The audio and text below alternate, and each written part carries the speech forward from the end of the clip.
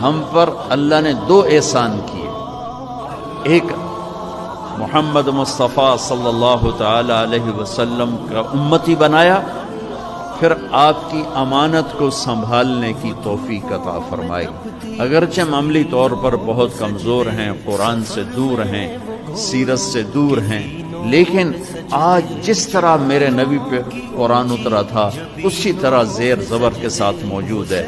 جو میرے نبی کی زبان مبارک سے فرمان نکلا تھا وہ اسی طرح آج ہمارے پاس موجود ہے۔ باقی سب تبدیل ہو گیا، تورات تبدیل ہو گئی، بائبل تبدیل ہو گئی، انجیل تبدیل ہو گئی، ساری کتابیں تبدیل ہو گئیں اور زبور کا نشان مٹ گیا، لیکن قرآن جس طرح اترا تھا اسی طرح آج بھی موجود ہے، بغیر کسی کمی اور بیشی اور زیر و زبر کے۔ اس امت نے اس کو سنبھال کر رکھا۔ کبھی مایوس نہ ہونا اللہ سے کہ میں اتنے گناہ کرتا ہوں، اللہ کیسے معاف کرے گا؟ اللہ بڑا کرے، اللہ تھانے دار نہیں ہے، مہربان ہے، دوست ہے، بڑا دوست ہے۔ اللہ سے باتیں کرو، اللہ سے یاری لگاؤ، اللہ کو دکھڑے سناؤ، یا اللہ میرے ساتھ یہ ہو رہا ہے تو کچھ کر دینا۔ اللہ سے لاڈ کرو جیسے ماں سے لاڈ کرتے ہو۔ اللہ تو پیار کی چیز ہے نا کہ ڈرنے کی، ہاں ڈرنا ہے اپنے گناہوں کی وجہ سے، لیکن پیار غالب ہو۔ اخلاق سیکھو، اخلاق سیکھو، اچھے اخلاق سب سے اعلیٰ درجے کا۔ اللہ نے کہا نون والقلم وما یسطرون ما انت بنعمت ربک بمجنون وانک لعلی خلق عظیم۔ میرے نبی شاباش، آپ کے اخلاق بہت۔ دو دفعہ آسمان کے فرشتے روئے ہیں، دو دفعہ، دو دفعہ، دو دفعہ، دو دفعہ آسمان کے فرشتے روئے ہیں۔ ایک 4000 سال پہلے جب ابراہیم بوڑھا باپ، 96 سال کی عمر اور 6 سال کا بچہ، اور حکم دیا جا رہا ہے دشمن کے گلے پہ چھری چلانا تو بڑا آسان ہے، لیکن سامنے تو اسماعیل کھڑا ہے، 86 سال کی عمر میں بیٹا ملا اور باپ 92-94 سال کا بوڑھا ہو گیا، اور میرا رب کہتا ہے ابراہیم اسماعیل کی گردن پہ چھری چلا دے، میں دیکھنا چاہتا ہوں تو میرا ہے یا اسماعیل کا ہے۔ ابراہیم نے چھری نکالی، بیٹا تیرے ذبح کرنے کا حکم ہو چکا ہے۔ بیٹا کہتا ابا جلدی کر، دیر کیوں کرتا ہے؟ ہاں ہاں کہانی سنانی ہے لیاری والوں کو، ایسی اولاد۔ اللہ کی قسم، جھک جانے میں جو عزت ہے وہ سر اٹھانے میں نہیں ہے، چپ رہنے میں جو سکون ہے وہ جواب دینے میں نہیں ہے۔ میرے نبی نے فرمایا تیرا باپ تیری جنت کا سب سے بڑا دروازہ ہے، اگر تو نے باپ کو ناراض کر کے موت پائی تو تیرے لیے جنت کا دروازہ کھل نہ سکے گا۔ یہ باپ کا مقام۔ آپ کو کیا لگتا ہے آپ کے مرنے کے بعد آپ کے رشتہ دار، آپ کے دوست، آپ کی اولاد، آپ کے بھائی بہن قرآن پڑھ پڑھ کر آپ کو بخشوا لیں گے؟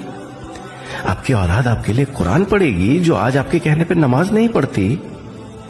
رشتہ دار آپ کے لیے دعا کریں گے جن سے آپ کی لڑائی یہیں ختم نہیں ہوتی؟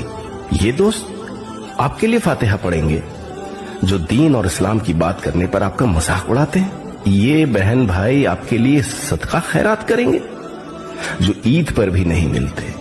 اے بھولے بھالے انسان، خلوص کے زمانے گزر گئے، قیامت قریب ہے، افراتفری کا دور ہے، یہاں لوگ زندوں کو بھول بیٹھے ہیں، مرنے کے بعد تجھے کون یاد رکھے گا؟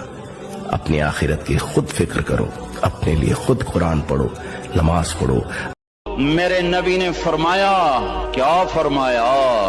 جبریل نے پوچھا یا رسول اللہ قیامت کب آئے گی؟ فرمایا اللہ کو پتا۔ جبریل نے عرض کی یا رسول اللہ کوئی نشانی بتا دیں؟ تو آپ نے فرمایا جب تم دیکھو اولادیں ماں باپ کے ساتھ نوکر کی طرح بات کرتی ہیں، جب اولادیں ماں کو نوکر کی طرح ڈانٹتی ہیں تو تم سمجھنا کہ قیامت کے نقارے پہ چوٹ پڑنے والی ہے۔ میرے ایک لفظ کے اضافے کے ساتھ، جب تم دیکھو کہ نوجوان اپنی ماں کو ذلیل کر رہے ہیں، باپ کا گریبان پکڑ رہے ہیں، باپ کا حال تک نہیں پوچھتے، وہ ہائے کرتا ہے یہ ہو کرتے ہیں، ماں تڑپتی ہے یہ ہنستے ہیں، ان کو یاروں سے فرصت نہیں، ٹی وی سے فرصت نہیں ہے، اور ماں بڑھاپے میں کسک رہی ہے۔ 3 چیزیں زندگی میں ایک ہی بار ملتی ہیں، والدین، وقت اور حسن۔ 3 چیزیں باقاعدگی سے پڑھو، نماز، قرآن پاک اور درود شریف۔ 3 चीजें हमेशा काबू में रखो, जबान, नफ्स और गुस्सा। 3 चीजें हमेशा याद रखो, मौत, एहसान और नसीहत। 3 चीजें जलील करती हैं, चोरी, चुगली और झूठ। 3 चीजें कभी छोटी ना समझो, कर्ज, फर्ज और मर्ज। 3 चीजें हासिल करो, इल्म, दुआ और यकीन। 3 चीजें हमेशा पाक रखो, जिस्म, लिबास और ख्याल। 3 चीजें हमेशा संभाल कर रखो, नमाज में दिल को, तन्हाई में सोच को और रास्ते में निगाह को। 3 चीजें रिज्क को बढ़ाती हैं, तहज्जुद की नमाज, अस्तगफार की कसरत, सदका की बरकत। इसे कम से कम 5 लोगों को जरूर भेजें, नजरअंदाज मत करें। अगर आपकी वजह से कोई भी इस पर अमल करेगा तो उसका सवाब आपको भी मिलेगा।